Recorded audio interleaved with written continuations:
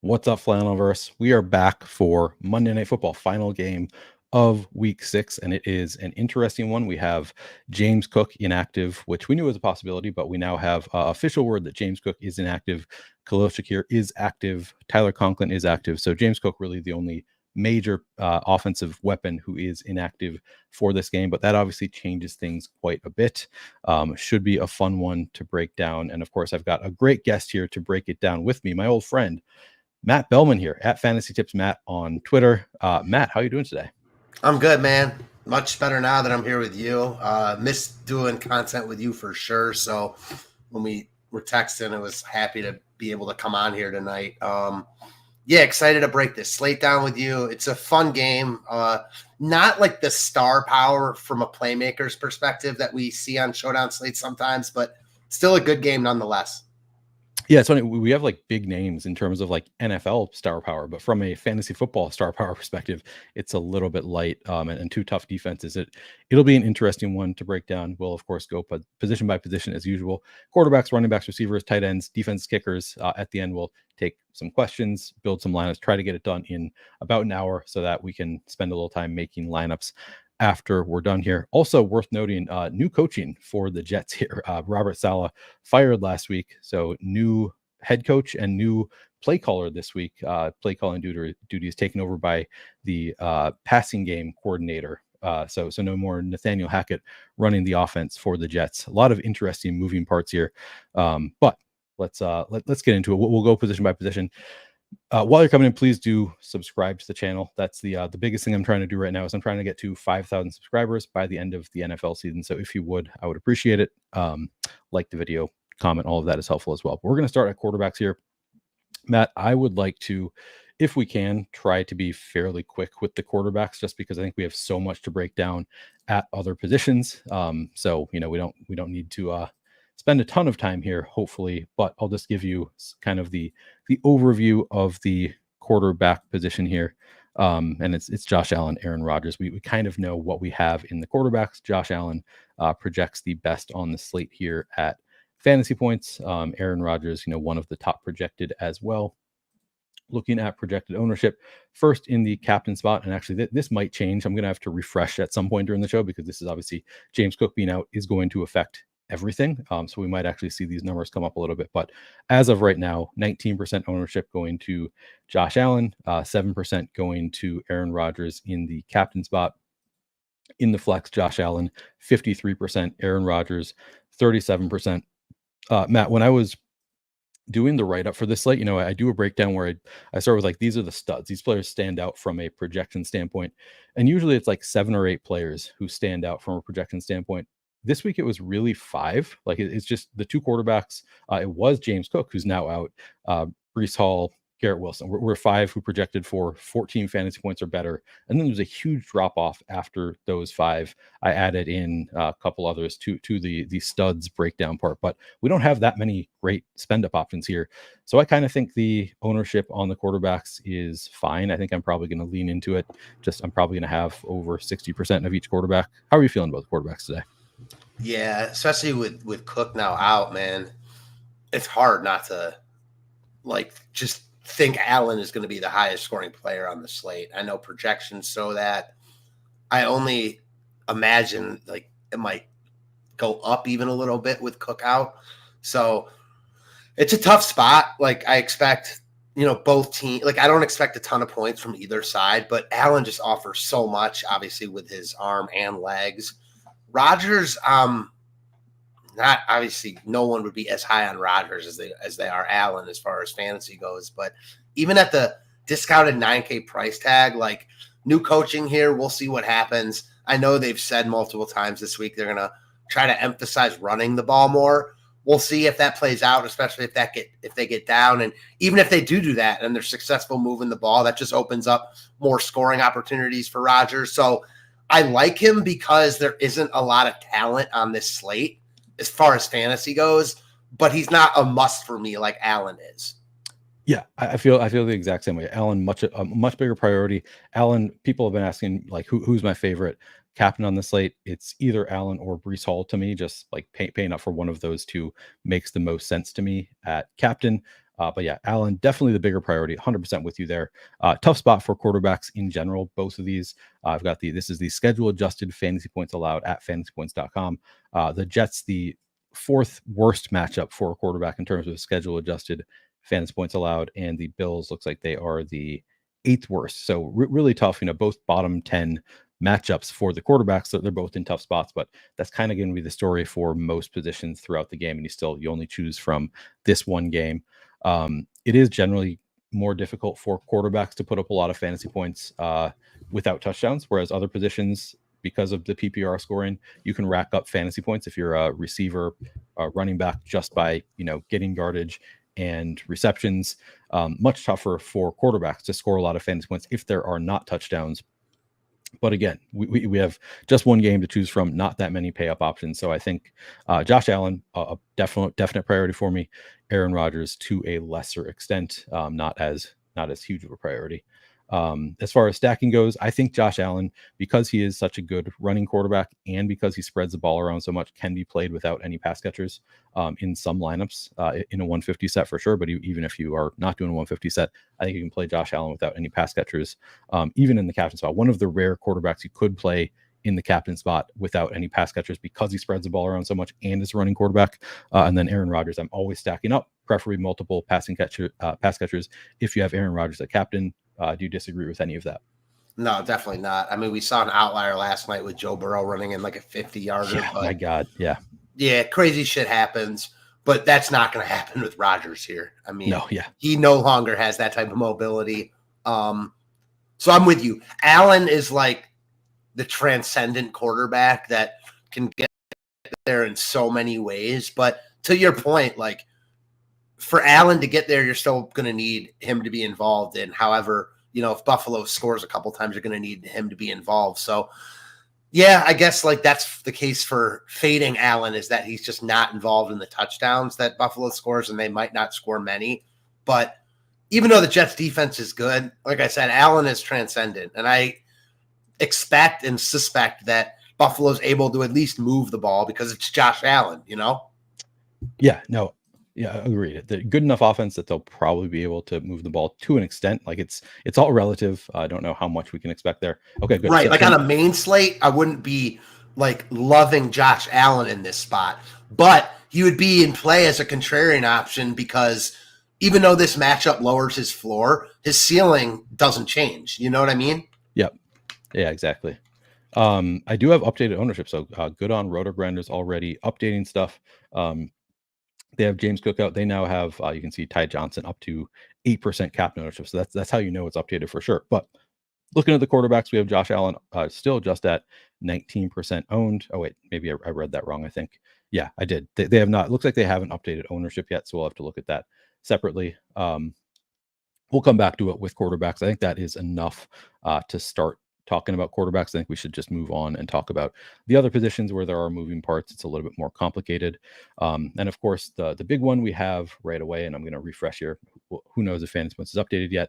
We'll be able to take a look at the Roto-Grinders projection. But with James Cook out, it's obviously a very different slate than we had before inactives came out. And look, oh, good, it's already updated here at Fantasy Points. So looking at running backs, I guess we can start with the easy side of the game, which is the Jets. Breece Hall projecting for 17 fantasy points. Braylon Allen also projecting for 8 fantasy points. Has been very involved looking at Roto-Grinders projections. And I guess, again, this is going to change a bit. But coming in, it was 19% projected ownership at captain for Breece Hall. Braylon Allen, 2.5% projected captain ownership. And then in the flex, we have Breece Hall coming in at 38%, Braylon Allen coming in at 19%. So both getting some ownership here. Actually, let me hit this reset button, see if this does anything for the... No, it doesn't look like it's been updated yet. It probably takes a little bit longer to get ownership projections updated because I think that's reliant on other sites' projections generally. And then in terms of matchups, so this is where it's really interesting. Schedule adjusted fantasy points allowed. The Bills allowing the most schedule adjusted fantasy points to running back in the NFL so far this year per game.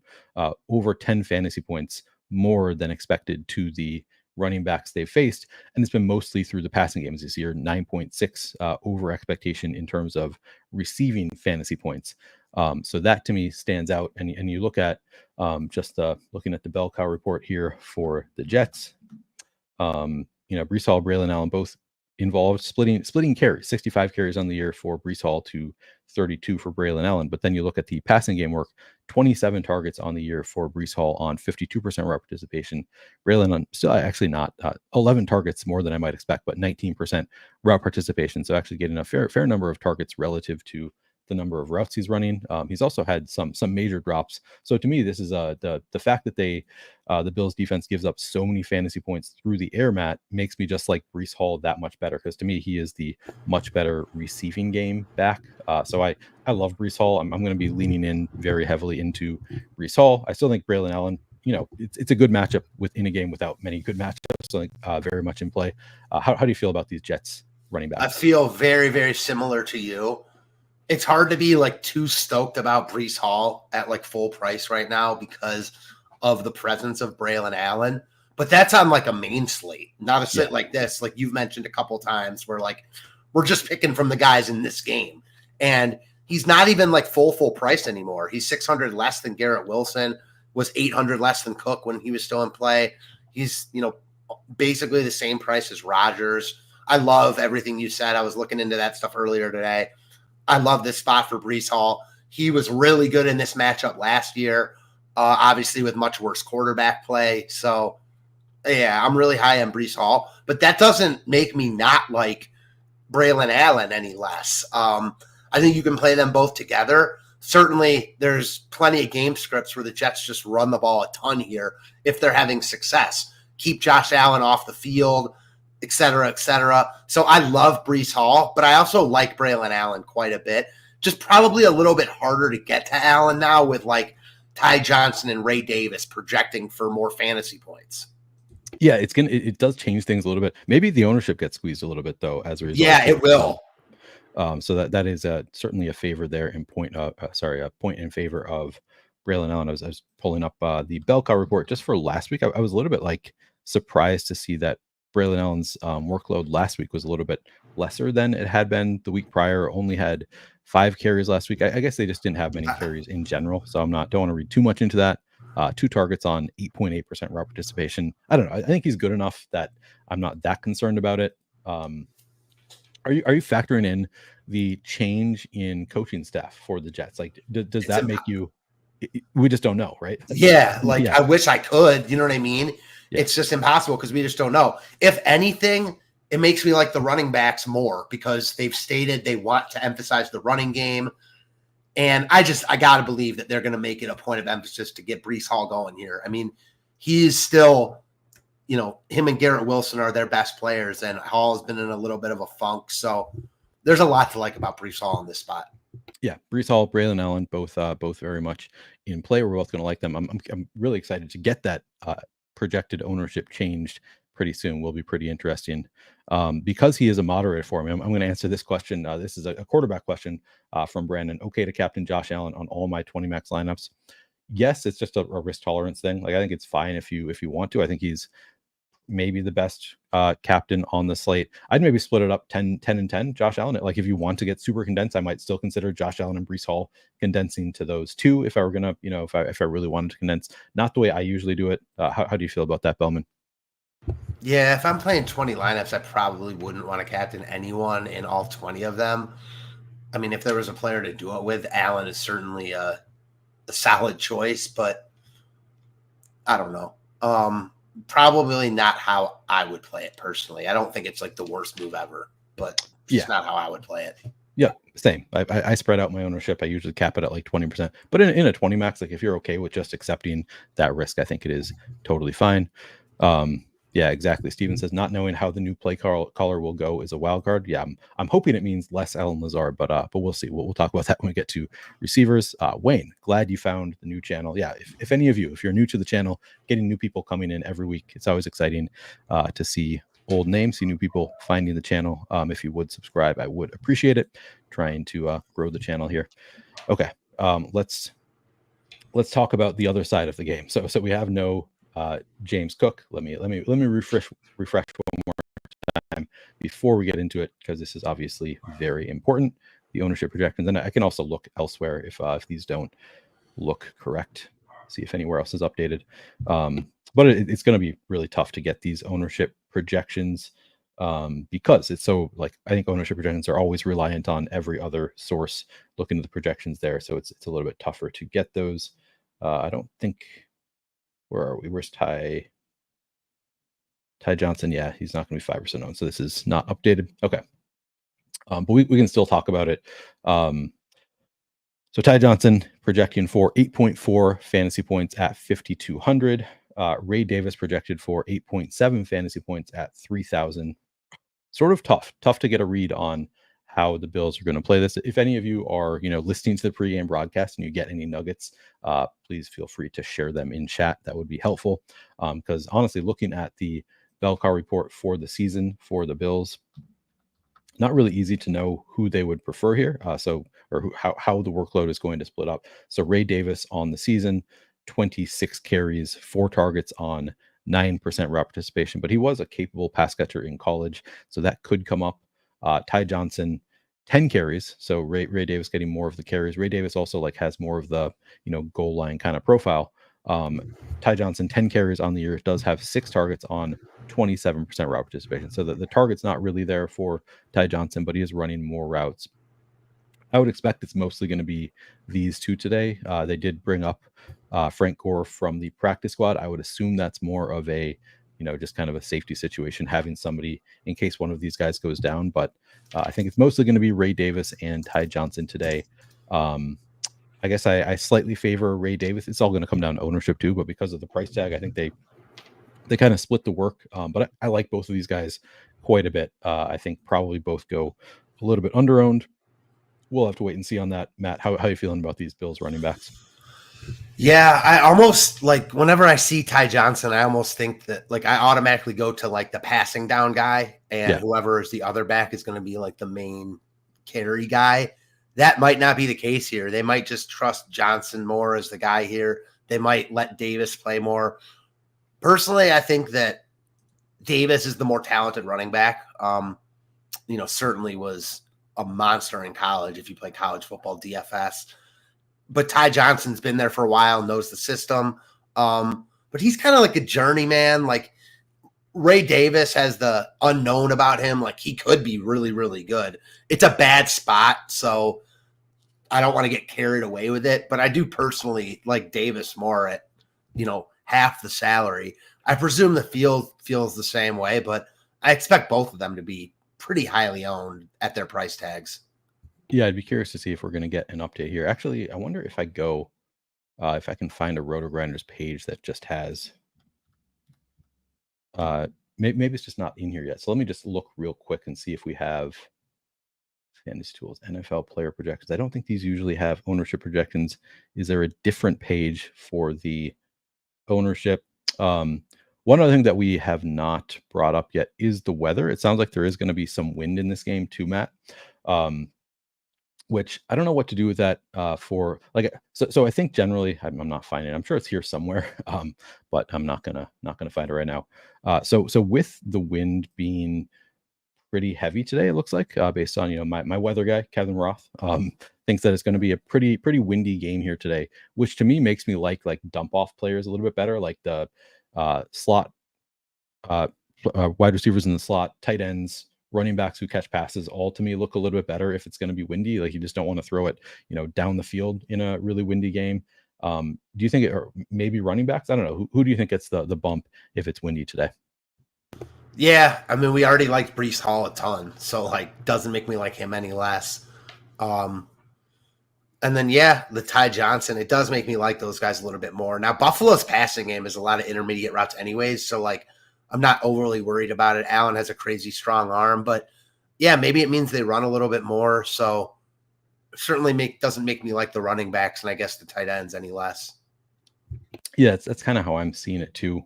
Hard to know exactly how it's going to affect things, and how windy it's actually going to be a little bit hard to predict. But it does make me just a little bit more interested than in Ty Johnson. But also, maybe they just run the ball more. Maybe You think it probably affects, makes it better for the check down guys, but also it just helps the running backs in general, I think. So will be interesting to see. I'm looking at other sites to see if anybody has updates. Okay, so looking at one other source, looks like both Ty Johnson and Ray Davis projected for between 30 and 40% total ownership, with Ty Johnson being closer to 40, Ray Davis closer to 30. Do you have any thoughts on those numbers? Ray Davis at just over 30% ownership, Ty Johnson just under 40% total ownership, Ray Davis under 5% captain ownership, Ty Johnson a little bit over 5% captain ownership. I think those seem reasonable to good. Like I don't see either of these as being like there was the week with Chris McCaffrey out where Jordan Mason just became a like I'm going to play him in every lineup type of play. I don't think that either of these gets to that level. I think they're both very good plays. I think these ownership numbers seem pretty good to me. How do you feel about it? How I feel about it is that I think this is still an unknown right now. Like I'm seeing lower ownership on both of them. I think yours is more apropos. Like I expect them to be kind of more higher owned than lower owned, but I just think it's really hard to know right now. Agreed. Yeah, it's almost it's impossible to know how high owned these guys are going to be. If they came in lower, I just like them all that much better. So I like them just fine at 30 to 40% ownership. Looking at other sites, I can see some other places where they're lower than that even, which I think could be the case. Like we could have just not enough people reacting to the news. So maybe they come in a little bit lower than expected, but I agree with you. Like we just don't really know how the Bills are going to break this down. But I think I like both. Would you be okay playing both Ty Johnson and Ray Davis in a lineup together? Yeah, I don't like it as much as on one hand, I don't like it nearly as much as Breece Hall and Braylon Allen because they're known commodities. On the other hand, Davis and Ty Johnson combined are less than Breece Hall. So I'm fine with it. The biggest thing for me is just the opportunity cost and, not being able to roster someone else. But on that same token, like there just aren't that many guys I love on this slate. So yeah, I'm fine with it. Yeah, I think you can definitely play both of them together. Maybe a little bit of a way to get contrarian. If it is a 50-50 split, like they're both probably too expensive. I mean, Ty Johnson's borderline. If it's a 50-50 split at 5,200, I think that's a fine price tag. But Ray Davis would be too cheap for a 50-50 split. So yeah, I definitely think you can play both Bills running backs together. It's also possible they just don't run the ball that much this week. They've been 21st in neutral pass rate so far this year, but it wouldn't surprise me if this is just a spot where they start throwing the ball a little bit more. Of course, it is windy too, though. So and also like Ty Johnson's been there. He's already shown the ability to catch passes, which would play right into the game script you're talking about. On the other hand, they did use draft capital on Davis, and he's been playing. So not like he's been a main vocal point of their offense, but like it's not like they're asking him to step up and be the main back all season long. Like on a 1-game, trial run or whatever you want to call it. Maybe they give him the keys, especially if they're having success offensively. It's just no way to know. Yep. So this was from Kevin Roth earlier in the day. I think this is earlier. He said, a bit breezy, especially to start 15 miles per hour sustained at kickoff with gusts over 30 miles per hour. Okay, maybe this is recent. That will gradually taper off through the game down to 10 mile per hour sustained with 25 mile per hour gusts. So it's going to be pretty windy throughout the game. I think 15 miles per hour, if I'm remembering correctly, is about where you start to really worry about the wind. So yeah, definitely something that we should think about. It's a good call from Brandon. Says, do you guys think Curtis Samuel gets a few extra carries? We can talk about him when we get to receivers, but yeah, that's good. No, they certainly could give Curtis Samuel extra carries here. They could, probably not, but they're certainly not going to give him carries to he's not an in between the tackle type runner. So no, I don't think you're going to see like a Cordero Patterson type situation. Yeah, no, he's not going to become Deebo Samuel or, whatever. But yeah, I think he could have a couple carries. I think that's a reasonable. There's actually a quote. We'll talk about when we get to wide receivers. But just a couple weeks ago, the coach is saying that they want to get him the ball more. Like, I trust him. He trusts me. We need to get the ball in Curtis Samuel's hand more. And he, I think, did a little bit last week. I don't know. We'll take a look at it when we get to receivers. Any other? Are you interested in playing? I mean, we have Reggie Gilliam here for the Bills. Any interest in Reggie Gilliam or Frank Gore Jr.? If I were playing 150 tonight, maybe I'd have Gore in the pool at 200 just because you don't need much and there is a path for him. The path for him might be a couple carries just as is, but if someone goes down or something or fumbles, there could be an even clearer path. So he's 200 on a showdown slate, on a slate where we don't expect a ton of points. So, I don't hate it. I don't love it either, if that makes sense. Yeah, no, I think that makes perfect sense. I don't think I'm going to get there. I'm going to be playing 30 lineups tonight in a 150 set. I think they do make sense to be, maybe have some exposure there in a 150 set. I'm not anticipating that either of them is going to be very involved. We did get updated ownership here. So Roto Runner says that Ray Davis coming in at 28% ownership, Ty Johnson 24%. Yeah, at these numbers, I like both of the backs for the Bills quite a bit. Now we have Breece Hall at 41%. So I think that did get a little bit of a bump to Breece Hall in the flex. Braylon Allen staying right at 19%. And then in the captain spot, we have Breece Hall at 17% ownership. Yeah, I think I'm probably leaning into that. I'm probably going to be above weight to that on Breece Hall. Ray Davis at 8% ownership seems totally fine to me. Ty Johnson 5%, don't hate that. And then Braylon Allen 2.2%. No real issues. Breece Hall, the only one that I'm like really interested in at captain. I might have a share or two of one of these other guys, but none that I'm like trying to get. It's kind of going to be, if an optimizer gives them to me, I'm okay with it, but not priorities for me. Do you see it any differently? No, I don't. I see it very, very similarly as you, actually. Yeah. Debro, good to see you in chat. Debro says Ray Davis would favor for red zone work, but the answer could just be more Josh Allen. Yeah, I mean that's always a thing with the Bills. Like Josh Allen's just always very, very much could just be the Josh Allen show in the red zone. No reason that they need to give it to Ray Davis.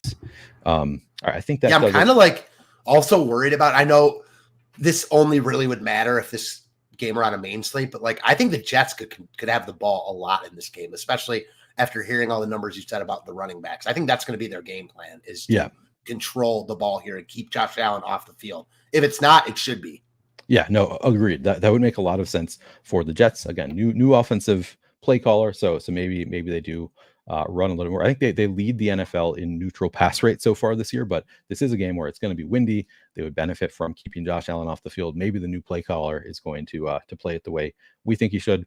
I think I did not pull this up before, but it is not a great spot for the Bills running backs. Looks like the Jets are like the 8th worst matchup in terms of schedule adjusted fantasy points allowed to the running back position. I think that is kind of what we would expect here. So that's in line with kind of my feeling on the Jets defense. So I think that's probably about right, that it is a bottom 10 matchup for the Bills running backs. But again, they're cheap enough that I'm okay playing them anyway. Okay. Anything else on running backs? No, I don't think so. Okay. I like the Jets guys a lot, and the Bills guys are nice salary savers. Yep, I think we are on the same page. I'm going to be playing all of them, probably a lot, probably above weight to all of them, to be honest. So yeah, I'm leaning into the running backs a bit here.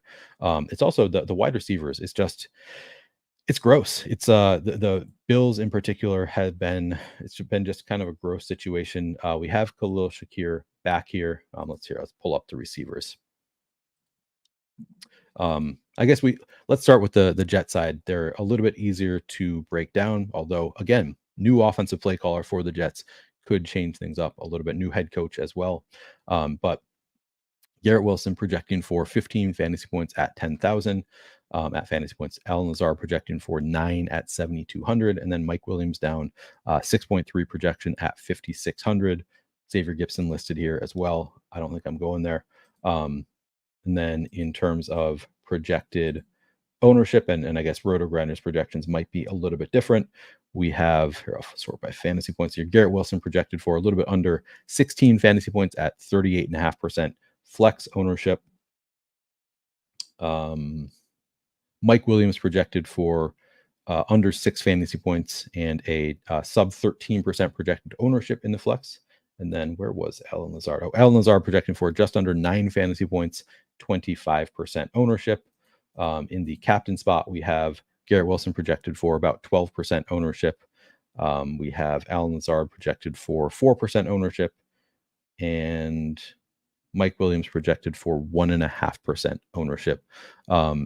As far as schedule adjusted stuff, it's going to be usually pretty similar to the quarterbacks. Not a great matchup for anybody here. You can see the Bills' fourth worst matchup for wide receivers on the season. The one spot that they do give up fantasy points so far this year, they're about average against slot receivers. So I guess if there is one spot where receivers might have success against the Bills defense, so far this year it has been slot receivers. And then looking at the usage so far this year let's take a look at last week specifically, because it has been changing a little bit over time. Now I'm forgetting what the injury was. I think it was a knee injury for Mike Williams coming into the season. So his rep participation has grown throughout the season. Last week, Mike Williams up to 75.4% rep participation. That was his best by far. Saw 4 targets in that game. Garrett Wilson, of course, leading the team in both targets. 22 targets last week for Garrett Wilson. Allen Lazard, though, last week, 91.2% rep participation, 10 targets. I believe he had some drops in that game. Only 4 receptions on 10 targets. I don't know. I keep thinking, Matt, that at some point they're going to stop forcing it to Allen Lazard. I know he is Aaron Rodgers' boy, so maybe that just never happens. Maybe it's wishful thinking that they'll go to their better receivers, but they keep on making Allen Lazard, forcing it there. How do you feel about these Jets receivers? I think you're muted. Yeah, that's my fault. It's hard to know exactly what to make of Aaron Rodgers himself right now. Yeah. Should have brought that up when we were talking about quarterbacks. Like, he looks pretty dusty. Not completely dusty like Deshaun Watson, but he looks pretty rough out there. Now, a big problem for him right now, I've been like deep diving into it. He just has no rapport with his wide receivers right now. And I think that's why we're seeing Lazard still get peppered with targets, because he's like the one guy that Rodgers trusts and knows where he's going to be on any given route. I expect that to lessen as the season goes on, and I do expect a heavy dose of the running game here. So I don't expect Lazard to get a ton of looks here, but it's just hard to ignore like how much Rodgers has looked his way so far this season. I know. That's the thing. It's like if he's going to be, he's targeted 10 times, 91% route participation last week. All of that is super bullish for Allen Lazard. So, like, I want to just fade him at 7,200. That price tag for Allen Lazard seems insane to me. But assuming that this new play caller doesn't just tell Aaron Rodgers to fuck off and throw to your better receivers, which I don't think he's going to. I think he's probably going to continue targeting Allen Lazard. So can't really argue with any of it.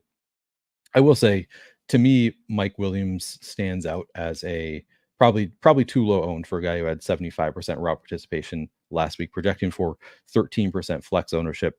I'm going to be over that on Mike Williams. I think he's going to get a little bit squeezed by all the other value on the slate.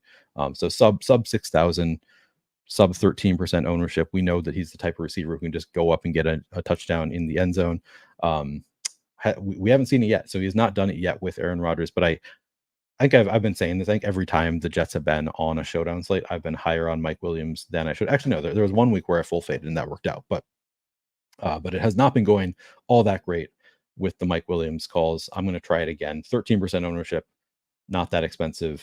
75% route participation. What do you think about that? Are you with me on Mike Williams? Or are you going to be not prioritizing him?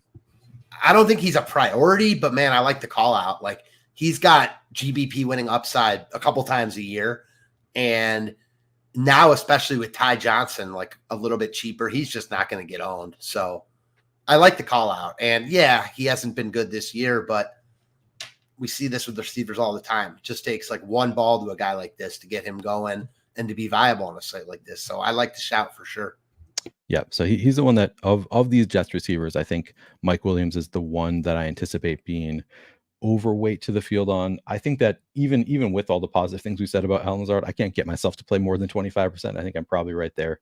I think Garrett Wilson, I don't know. It's 38.5%, just given that we don't have many great plays on the slate. I think that's fine. Like, I really want to fade Garrett Wilson, but like we just don't have that many great options. So I don't know that I'll really get too far away from that.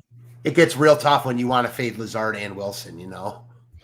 Yeah, exactly. It's like we just don't have that many great options. So I think I'm probably gonna be right with the field on Garrett Wilson. Not a huge priority for me, but probably right there. I prefer just like if you're comparing, if you can only play one, it's Breece Hall for me, very clearly over Garrett Wilson. You also, yeah. Um, 100%. but you got to play 6 players. We don't have that many great options. Garrett Wilson clearly one of the better options there.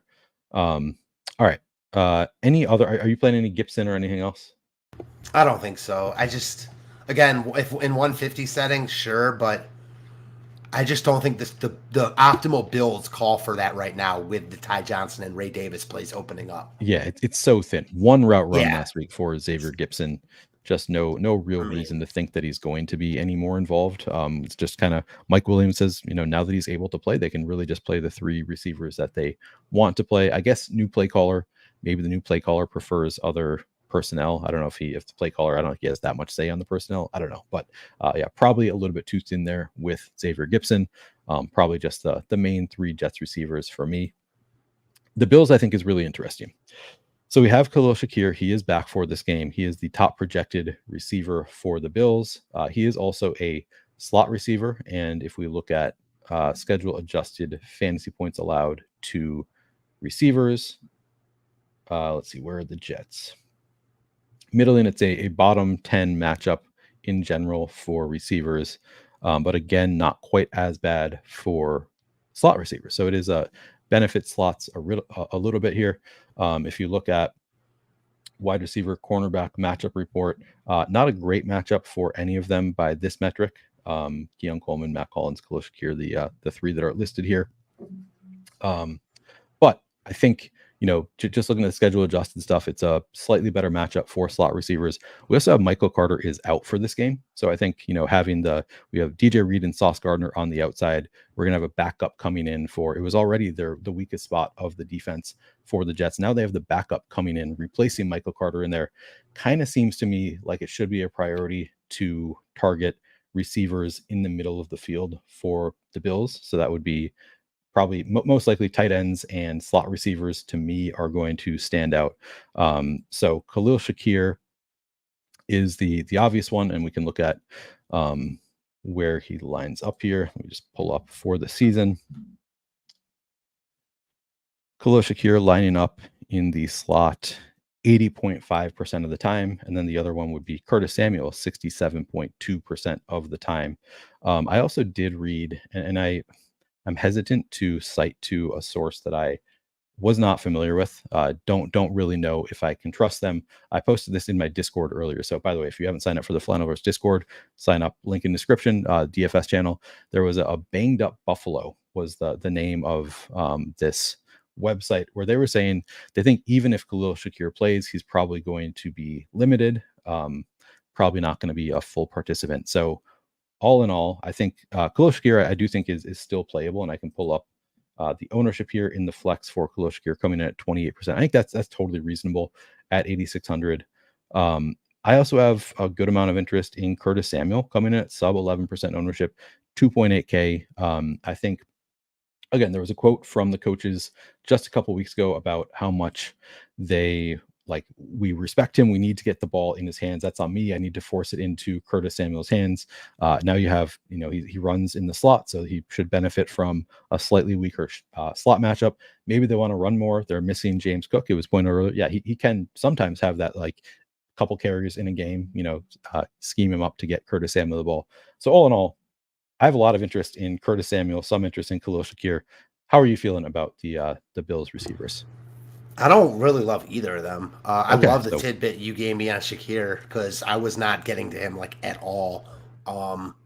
So I'm happy about that because I'm not going to force him in, especially after hearing that, whether it's fully true or not. Just, kind of confirms my biases anyways, if nothing else. And then Curtis Samuel, sure, I'm fine with it, especially, probably gets a little bit of a boost with James Cook out, but I mean, this is Curtis Samuel we're talking about. It's not someone that we don't know exactly who he is. So, yeah, would they like him to get him the ball more? Sure, but I don't think getting him the ball is more of a priority than Dalton Kincaid per se, or even a Keon Coleman or certainly Shakir when he's healthy. I think that's what is the beauty of this team, and also the curse for DFS purposes is they all have Josh Allen throwing them the rock and no one else does. But with that comes that he's going to spread the ball around. Yeah. I'm finding the so, I mean, this quote is from, and this is in Coach Speak Index Discord. I'm reading from October 2nd. So it's been a couple weeks, but on Curtis Samuel's lack of production, head coach Sean McDermott says, sometimes the ball finds you, sometimes it doesn't. The ball finds the guy that it's supposed to find. The game plan has to help with that, but there's also a defense that determines where it's going to fall. That's not the bullish quote that I had found earlier. No, that was on 9:30. He had said, Curtis Samuel has to play more. I have to find ways to get the ball in his hands because good things happen. And I know that. I need to do a better job at that. I have to do a better job to get him going, but also knowing the play count and snaps and making sure that he's getting enough. I have a good relationship with him. He trusts me. I trust him. I just got to get him going, and I will. So that was on 9:30. That was offense coordinator Joe Brady, actually. A couple days later, Sean McDermott, the quote about the ball not finding him. And then on the 4th of October, Khalil Shakir will be out this week. We're thankful that we have Curtis Samuel. So I don't know. They at least there seem to be some indicators they want to get him the ball. Yeah, we know what he is, but he's been pretty good. I feel like in the past, he's been a good fantasy receiver at the very least. So just I don't know. I feel like this game sets up well for Curtis Samuel, particularly if we do have Khalil Shakir limited here. And I posted the link. It's bangedupbills.com. So again, click it at your own risk. It's not a site that I knew previously, but I liked some of the analysis there. I thought it was interesting at the very least that they are saying that they think that Khalil Shakir might be limited even if he plays. This is obviously before they knew he was going to play. Okay.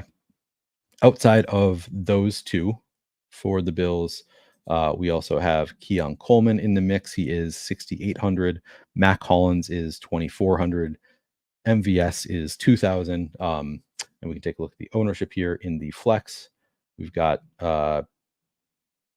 Keon Coleman coming in at 21% ownership. Mac Hollins, 12.5% at 2.4K. And then MVS, 6% at 2K. Again, I'll look at last week how the routes worked out. Although last week we didn't have, so keep in mind, no Khalil Shakir last week. He is active tonight. But MVS, 12 routes run, 34% route participation last week. Mac Hollins, 60% route participation last week. Keon Coleman, 71.4%. I don't know. I struggle. I struggle with these, Matt, how much I want to get to them. Are you prioritizing any of these Bills receivers?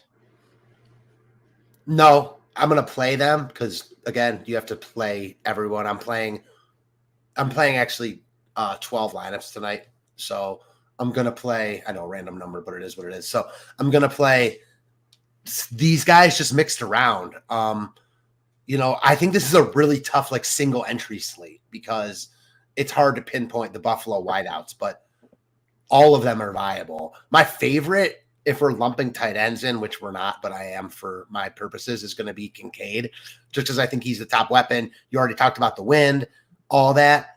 I guess with Shakir, I'm going to assume he's at least a little bit limited. Man, it's just on any given night. And especially the way Josh Allen plays, where he scrambles and just extends plays. All it takes is one deep ball to one of these guys for them to be viable on a slate like this. So for me, none of them are priorities, but that doesn't mean I don't want to play them. Yeah, exactly. This is a tough slate in general because it's again, if you're not expecting a lot of scoring, then I think PPR scam plays just look that much better if there's not going to be a ton of touchdowns. But at the same time, yes, these low owned guys, the MVS types, where it's well, he's not out there, he's not a full time guy, but if he does happen to score a touchdown, right, way easier to outscore your teammates to get a lot of volume. So it's almost like the Frank Gore. I was thinking about this when I said that. On a slate like this, you don't really need the 200. But if all of a sudden he scores a touchdown, they're not winning without him. Yeah, exactly. It's a mess, definitely a mess of a situation for the wide receivers.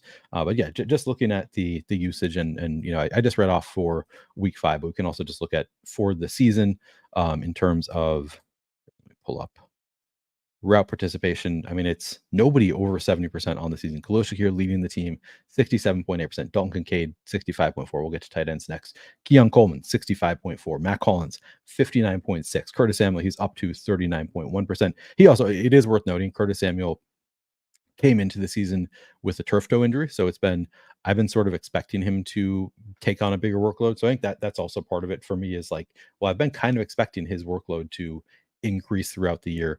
So seeing that he was capable of just being out there for 65% of the plays last week was very encouraging to me, that Curtis Samuel, if they want him to, he could play again over 50% of the snaps. So yeah, it is a tough game to really get a great read on. Nobody really running a ton of routes.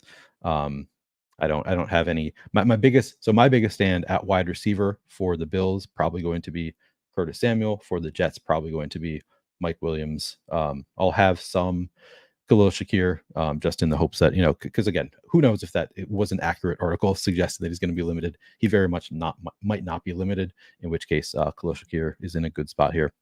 All right. CMoss sent us a super chat. What build makes sense tonight? 4-2 Bills or 4-2 Jets? I have not played around with actually making lineups yet. I would imagine Jets if I'm playing a 4-2 build, just because the Bills are so spread out. So I would think if it's a 4-2, it would probably be Jets. What do you think, Matt? Any thoughts? It's hard to say. Like, I don't really look at it like that. Do you know what I mean? I don't go in with a plan. So that's kind of my answer, is like, I just don't really even think about it in the context of that.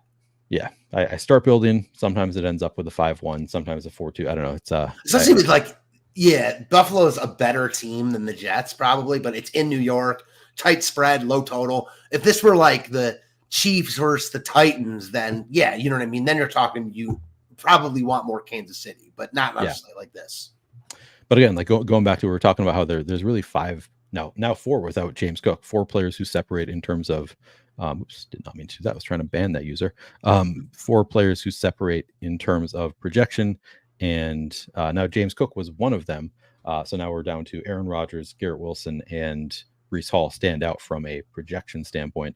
And if you just look at it here, I'll pull up Roto Grinders projections in the flex. Who projects the best? It's Josh Allen, but after Josh Allen, Breece Hall, Garrett Wilson, Aaron Rodgers. Then it is now it is Dalton Kincaid, Shakir, Davis. So it is a few Bills there, but 3 of the top 4 projections all come from the Jets. So I guess probably lean that way, but not really the way that I think about it. All right, I think that is. Do you have any other thoughts on any other wide receivers in this game? No, we didn't touch on Keon Coleman, I don't think, but yeah, he's 6,800. Yeah. Okay. Sorry, I missed it if you did. He just falls in that bucket. He's just like another body. And especially with Shakir here now, like, yeah, maybe he's limited, but he's still going to play some. It just muddies the water even more. Yeah. 5 targets last week for Keon Coleman. He was benched for the first quarter of a game earlier in the year. Maybe that affects things a little bit. So maybe that would bump him up to right with Shakir in terms of route participation. But yeah, he's very much, he has 16 targets. For me, also, sorry to cut you off. Like, it's hard to take the stuff from last week too seriously because Shakir was out. Yeah, exactly. Like last week, it's going to look different with Shakir there. Like, it just changes everything having him there. So you kind of got to look at both what happened last week, but then also what happened on the season to get a feel for what they probably want to do here. It's a tough one to break down the Bills. I think, so I guess they all look pretty fine to me at ownership. Like Matt Collins is somebody that I've leaned into in the past. He hasn't really done much. 12.5% ownership seems fine to me for Matt Collins. 6% for MVS seems pretty fine. Like, nobody really stands out to me as a great play. Especially with the wins. I don't think like they're going to be throwing it downfield as much. I wouldn't expect them to. Keon Coleman, 21%. All of these ownership numbers to me stand out, like look fine to me. I'm not going to go out of my way to be over the field or under the field. Again, the one that does stand out to me, I do like Curtis Samuel at 2.8K. He is the one that stands out to me of the Bills receivers. Any other receivers you want to talk about? No. Yeah, I get your Samuel love. Like, he is really, really cheap. So without ownership, and like, he's certainly a guy that can make a big play. And unlike like the MVSs of the world, he doesn't need a deep ball to do it. Like, he can do it off a run, like you were talking about earlier. So I get it. Yeah, it's also partially like we came into the year expecting Curtis Samuel to be one Sure. of the 3 starters, and then he came in with a turf toe, and he was limited, and now we've seen like he can play a more significant role. So who knows if they actually want him to be playing a more significant role? But I think it's promising to see that he is capable of doing that. I think it's possible that Khalil Shakir is limited, in which case they might want to use Curtis Samuel a little bit more. This is a game that sets up where they should be attacking the center of the field, where Curtis Samuel is going to see a lot of routes. So I don't know, just and then you might also get some carries. So there's just enough like little things that are like, okay, this kind of helps Curtis Samuel. This kind of helps Curtis Samuel. So at 2,800, I'll just I'll take some shots there. Mike Davis says Ty Johnson. Thank you for that note. Out there running with the ones on the Bills. I think it's going to be a split backfield, so I'm not reading too much into that, but it is a good note and involved in the passing game. So a lot to like about Ty Johnson. The tight ends here, you brought up that you love Dalton Kincaid, and I'm right there with you on Dalton Kincaid. He's 8,200, so you have to pay up for him. But let's take a look at the ownership. So Rotograntis has him projected for nearly 12 fantasy points at 8,200, 32% projected ownership in the flex. In the captain spot, we have Dalton Kincaid projected for sub 6% ownership. So tell me a little bit about how much you like Dalton Kincaid. And then you can mix Dawson Knox in there too. Like, to what extent do you like Dawson Knox? Yeah, I like Kincaid a lot. Like, again, I try to take a 50,000-foot view when I look at these showdown slates and think about how many of these guys would I be actually interested in on a main slate. And on this particular slate, there's not many. Breece Hall, I think I'd be really interested in still just because of his upside. Yep. Josh Allen, because it's Josh Allen, but then Kincaid is really the only other guy for me, especially from Buffalo. Again, no James Cook. You already talked about the wins, which sets up, easier for the intermediate passing game. I think he's just uber talented. You still do have Dawson Knox in the mix, which doesn't make me like Kincaid anymore. But again, you're kind of, picking at straws there, or, you're picking at straws because we just don't have that many guys to look at. So I think Knox is fine at 1,600, but just a salary saver that I'd be interested in like a 150 setting, not someone I'm personally getting to. How about you? Yeah. So Kincaid, very much like, and you can see that. So looking at last week, we had Kincaid up to 74.3% route participation, Dawson Knox at 37.1. And that's kind of where Dawson Knox has been, 38.5% route participation for the season, but just 4 targets on the year. So you'd think with this kind of route participation, that's pretty solid for a tight end too. Just 4 targets though, that's obviously not very good. I do think I like Dawson Knox just fine. He's not a huge priority for me. Kincaid, they clearly like Kincaid. I think he's second on the team in target share. Yeah, he's second on the team, 17.2% target share on the year with 23 targets for Kincaid. 65% route participation, kind of right there with the leaders on the Bills. So he's out there. He's getting targeted to some extent when he's out there. It's tough because they do spread the ball around so much. So still just 23 targets, just sub 5 targets per game for Kincaid. But for all the reasons that we mentioned, I think that is a spot where they'll maybe try to attack the center of the field a little bit more. Shorter throws with the wind. I think that there are reasons to be bullish on Kincaid. We can take a look at schedule adjusted fantasy points allowed. I believe this is also not a great matchup for anybody. Yeah, it's a bottom 3 matchup for the Bills. That's kind of the story of the game. Bottom looks like about 10-ish matchup for the Jets. Just not a spot where there's just a game where you're not going to find many great matchups outside of the Jets running backs. They have a good matchup. Nobody else really has a great matchup. So we're dealing with bad matchups across the board. But I do think, I'm very much interested in Kincaid. I think he'll be one of my top owned captains. And then Knox, I'll probably mix in. I don't think that sub 1 target per game so far this year. I don't think that's going to hold up for Dawson Knox. I think at some point he'll see more. This could be a good game for him. Not a huge priority, but also just what is the ownership on Knox in the flex? We've got Knox coming in.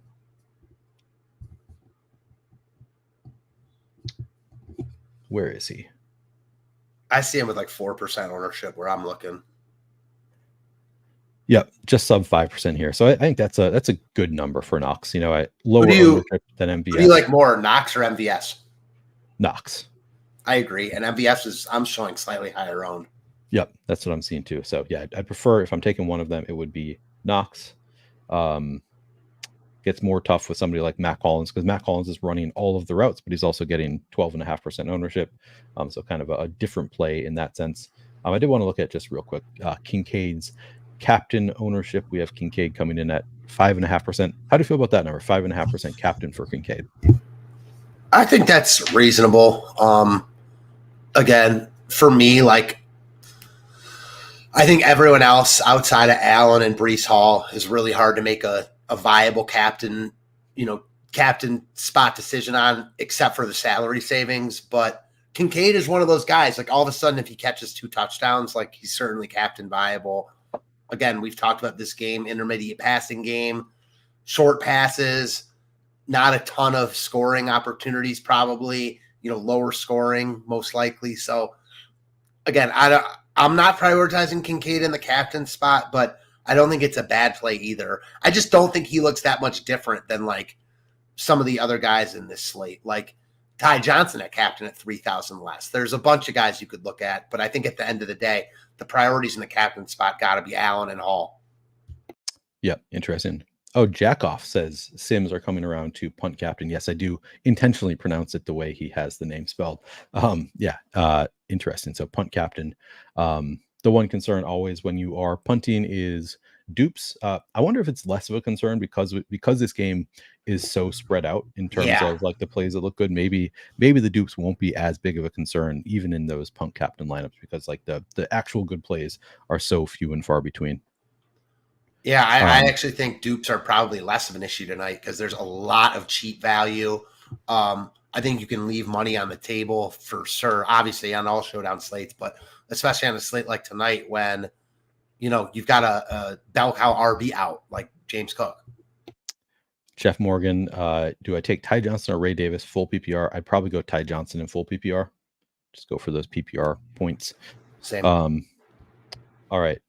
Defenses and kickers. So again, we've talked about how we're kind of anticipating this being a low scoring game. Actually, let me move this down on the side here. Probably going to be a relatively low scoring game. Looking at the ownership, we have Zerline coming in at 19% projected ownership, Jets defense 17%, Bills defense 17%, Tyler Bass 15%. So relatively low ownership on the kickers and defenses. I think all look pretty solid to me tonight. Starting with let's actually start with the kicker side. So Windy, like, how much does that affect your desire to play kickers tonight? Does that scare you off of this level of ownership for the kickers?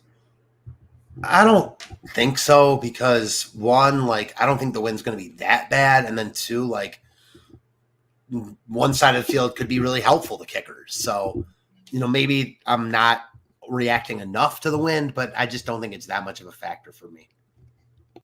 Yeah. I realize that I forgot about, I totally forgot about Jets tight ends. So my bad there. We should, kind of important to talk about the Jets tight ends also. We have Tyler Conklin and Jeremy Ruckert in play. Tyler Conklin is 4,000. Again, it's not a great matchup. It looks like it's about a bottom 10 matchup. I don't really care that much about that, especially for tight ends. Pretty small sample size there, but worth noting.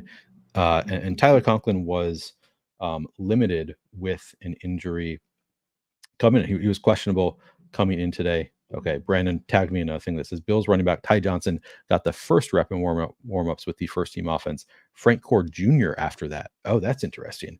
Ty Johnson and then Frank Gore Jr. Wait, what was that? So Brandon tagged me in from, it was Elena Getzenberg. It's at a Getzenberg on Twitter. It says Bills running back Ty Johnson got the first rep in warm-ups with the first team offense. Frank Gore Jr. after that. Interesting. So yeah, Frank Gore Jr. getting it over Ray Davis. I'm not buying it. I still think Same. Like, I don't think that he probably gets a ton of. I think it's going to be Ray Davis and Ty Johnson. But if that scares you off, I mean, Ty Johnson is I guess makes him that much more of the one you can be more confident in. But I think it's still going to be Ray Davis, not Frank Gore Jr. Despite that news. Appreciate the tag though, Brandon, in that. All right, so Tyler Conklin, let's start there and let's take a look at last week for the Jets. I mean, his usage has been pretty solid the past couple weeks, I want to say. Let's see. Tyler Conklin last week, 8 targets on 71.9% route participation. In week 4, it was Tyler Conklin, 8 targets on 78.4% route participation. So he has been 6 targets the week prior to that, week 3, 80%. He's been awesome. He's been one of the leading receivers for the Jets. But then again, came in this week with an injury. He was questionable to play with, I think it was a hip injury for Tyler Conklin. 19% projected ownership at 4,000. How do you feel about Conklin this week? I like him. Not too worried about the injury. He's out there, so I expect him to be fine. Again, there's only 17 of these games, so if he's playing, I presume he's fine. I like him here. He's cheap enough, and I think that he's certainly a real part of this passing game. So I don't love him or anything, but certainly getting to some of him at his price point. Yeah, no, I think I like him at 19%. Maybe some slight concern that he's going to be limited with this hip injury, but I think at 19%, I still like it at 4,000. I think he's just that's low enough ownership that I'll lean into it. I just posted the tweet in chat in case anybody wants to check that out. The tweet that I read off, but then also Jeremy Ruckert goes from, to me, being, I don't know, I guess doesn't really change that much, but maybe you can make more of a case for Jeremy Ruckert because Tyler Conklin came in questionable to play at sub 5% ownership. I think is viable. Again, not sure that I'll get to Jeremy Ruckert in 30 lineups on the season. Total of 8 routes run for Jeremy. Wait, is this on? No, it's not on the season. That's last week. On the season, sorry, Jeremy Ruckert.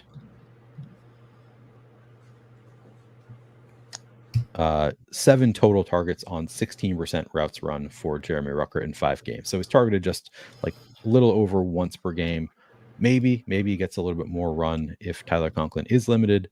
But I don't think I still think it's going to be the Tyler Conklin, over Jeremy Ruckert in general. I don't know. Do you have how much interest, if any, in Jeremy Ruckert for you? Ohio State Buckeye, so always like that. But so is Curtis Samuel. A lot of Buckeyes in this game, actually. Ooh. Wilson, Samuel, Ruckert. I'm sure there's more that I'm just forgetting.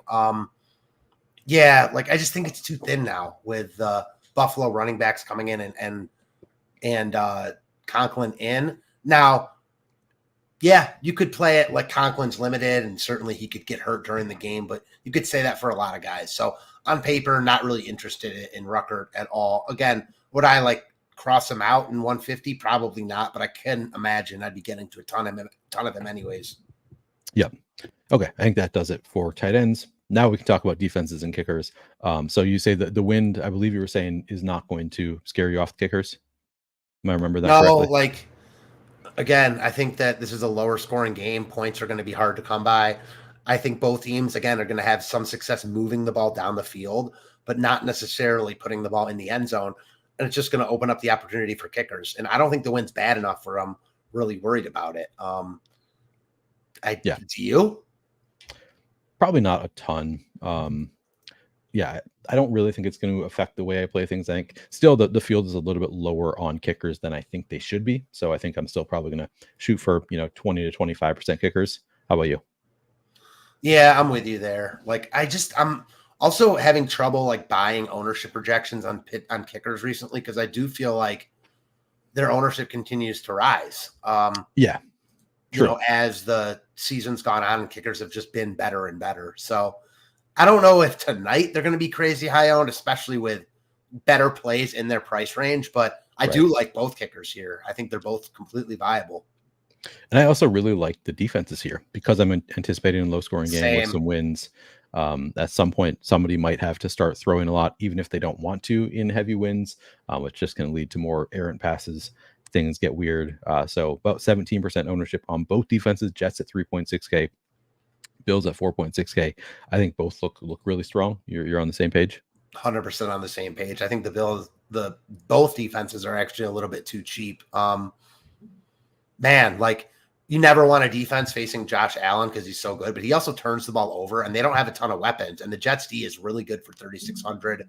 On the same token, Buffalo is in a better spot on paper because Aaron Rodgers is a statue, and New York's offense has been pathetic. So I think you can make good cases for both of them. Yep, same page there. All right, I'm going to take Matt.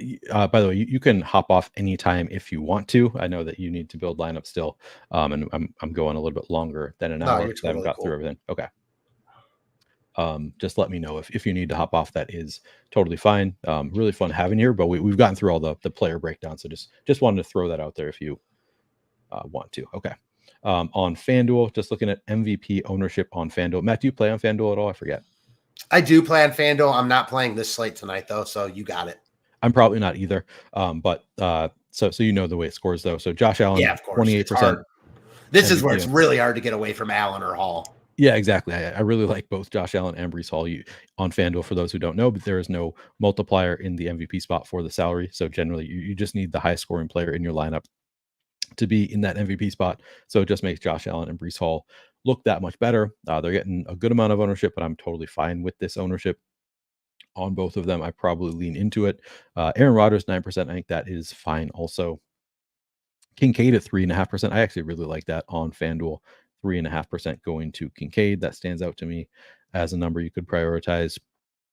3% going to Ty Johnson seems fine. I also think defenses and kickers in the MVP spot is more viable on a potentially low scoring game. So if you wanted to go to, Bills defense, Jets defense, something like that, really low ownership, I think that's pretty viable on FanDuel tonight. Yeah, I think that, but generally probably leaning into Josh Allen and Breece Hall at MVP.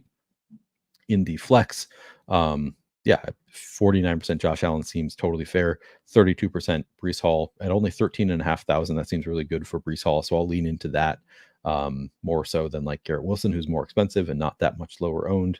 Kincaid at 22% ownership at 11,000 looks pretty good to me. Ty Johnson projected for only 20% ownership at 7.5K. That seems low to me on Ty Johnson. Ray Davis getting a little bit more ownership at a little bit cheaper price tag.